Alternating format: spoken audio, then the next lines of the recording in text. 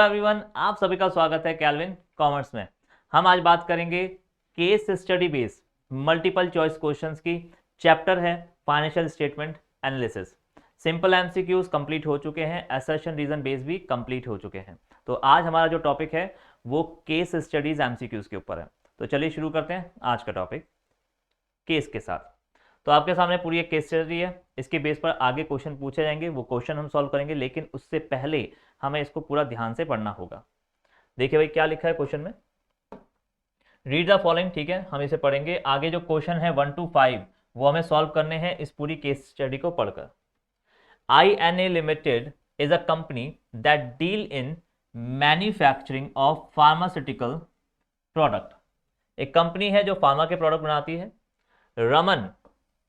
Raman has recently been hired.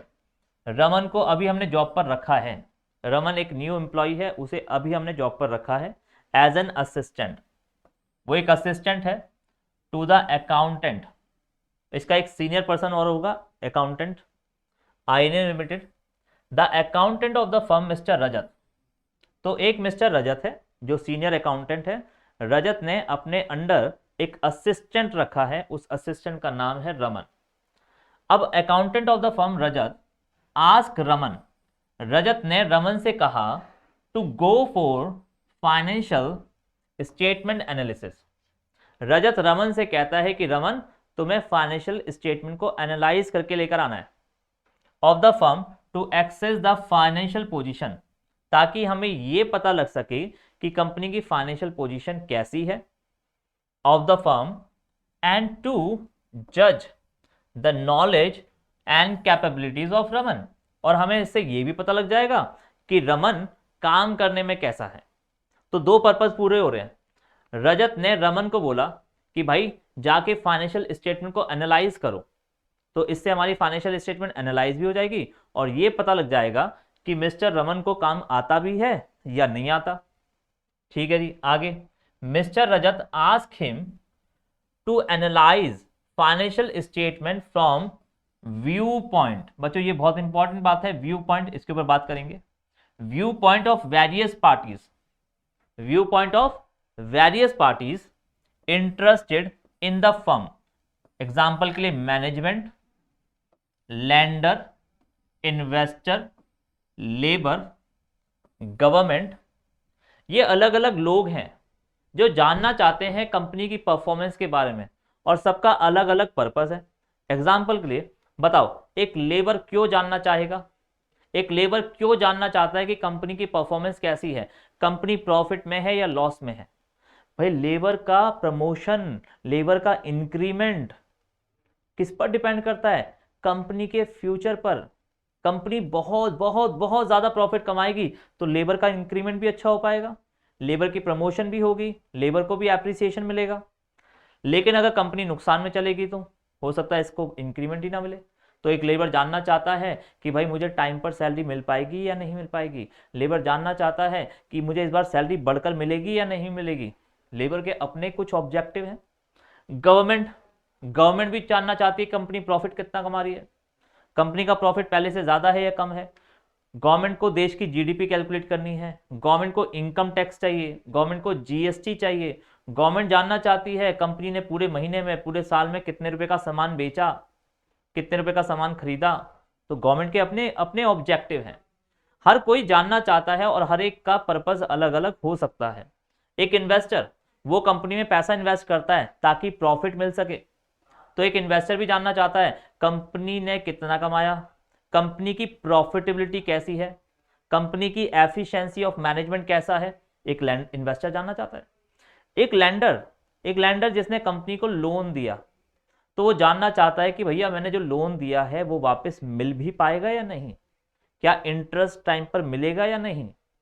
तो एक lander भी जानना चाहता है। मैनेजमेंट जिसके कंधों पर ये रिस्पॉन्सिबिलिटी है कि वो कंपनी की परफॉर्मेंस को और बेटर करे।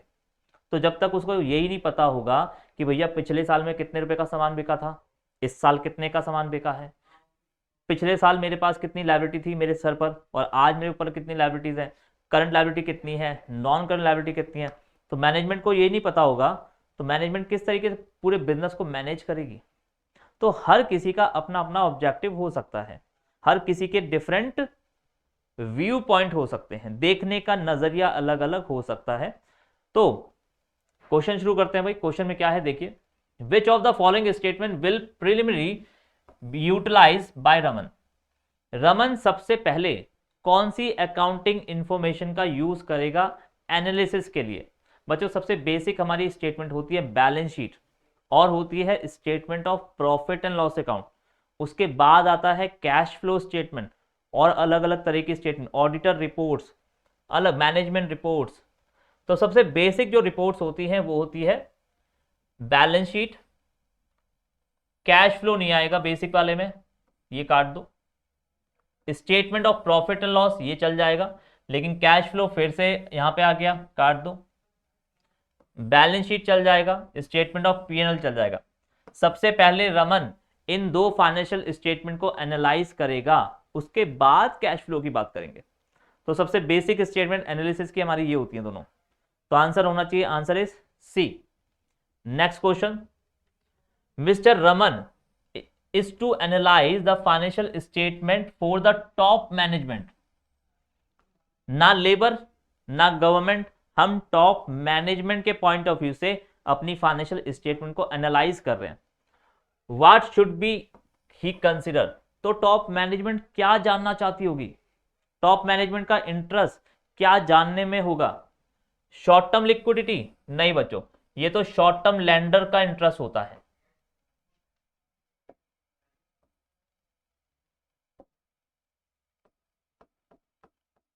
Short term lander,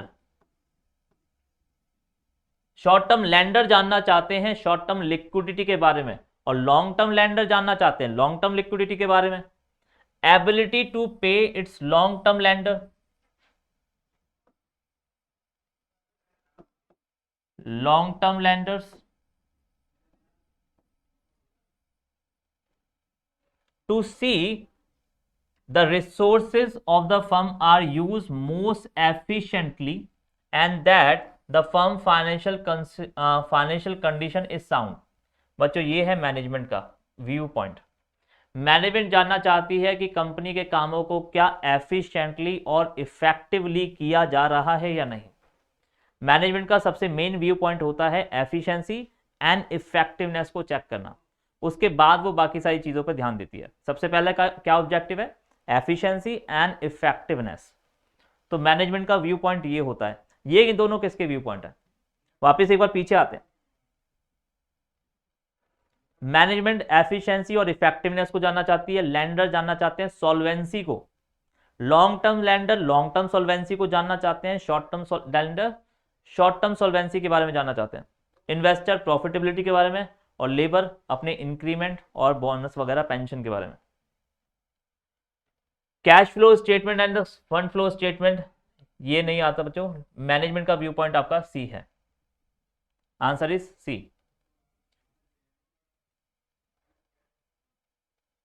next question, if Raman is to analyze the financial statement for the short term lender. तो बच्चों ढूंढ लो जरा यहां पे शॉर्ट टर्म सॉल्वेंसी या लिक्विडिटी, बाकी पढ़ने की जरूरत भी नहीं पड़ेगी। Long term solvency long term lender के बारे में है, short term solvency short term lender के बारे में। तो ये तो मैनेजमेंट का पॉइंट ऑफ व्यू था, ये लॉन्ग टर्म लेंडर का पॉइंट ऑफ व्यू है। आंसर होना चाहिए आपका A. Question number 4, Raman is to analyze the financial statement for the investor. बच्चों इन्वेस्टर का पॉइंट ऑफ व्यू होता है प्रॉफिटेबिलिटी एंड कैपिटल स्ट्रक्चर, क्योंकि कैपिटल स्ट्रक्चर से प्रॉफिटेबिलिटी पर डायरेक्टली इंपैक्ट पड़ता है। अगर सही कैपिटल स्ट्रक्चर होगा तो प्रॉफिटेबिलिटी बेटर होगी, कैपिटल स्ट्रक्चर अगर सही नहीं हुआ तो प्रॉफिटेबिलिटी पर इफेक्ट पड़ेगा। तो डायरेक्टली देखा जाए तो प्रॉफिटेबिलिटी ही मेन कंसर्न है इन्वेस्टर का। अगर मैं किसी कंपनी में इन्वेस्ट कर रहा हूं तो मुझे प्रॉफिट कितना मिलेगा मैं ये जानना चाहूंगा। तो what should be he consider, firms present and future profitability and capital structure. बाकी लॉन्ग टर्म लैंडर बच्चों लॉन्ग टर्म सॉल्वेंसी को जानना चाहते हैं। Long term lender long term solvency के बारे में है। तो ये ऑप्शन गलत होगा, आपका ऑप्शन ए और सी। तो आपका ऑप्शन हो जाएगा डी, ए और सी इसमें कवर हो रहा है। Question number 5, while analyze the financial statement, Raman should be conscious of which of the following। जब हम किसी चीज को एनालाइज करते हैं तो हमें हर छोटी से छोटी नॉलेज को ध्यान में रखना है, किसी चीज को इग्नोर नहीं कर सकते, नहीं तो जो कंक्लूजन निकल कर आएगा वो गलत निकल कर आएगा। तो हमें अकाउंटिंग के हर एक एस्पेक्ट के बारे में पता होना चाहिए, हर एक लिमिटेशन के बारे में पता होना चाहिए, हर एक एडवांटेजेस और डिसएडवांटेजेस का पता होना चाहिए। ठीक है जी। तो Raman should be conscious of which of the following.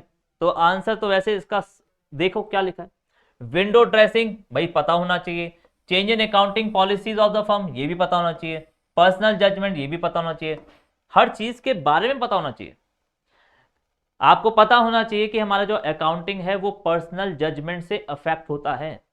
आपको यह भी पता होना चाहिए कि अकाउंटिंग में विंडो ड्रेसिंग भी पॉसिबल है। कई लोग अकाउंटिंग के अंदर मैनिपुलेशन करते हैं, झूठे डॉक्यूमेंट तैयार कर देते हैं। तो किसी चीज को एनालाइज करने से पहले उसकी बारीकी को चेक करना बहुत जरूरी है।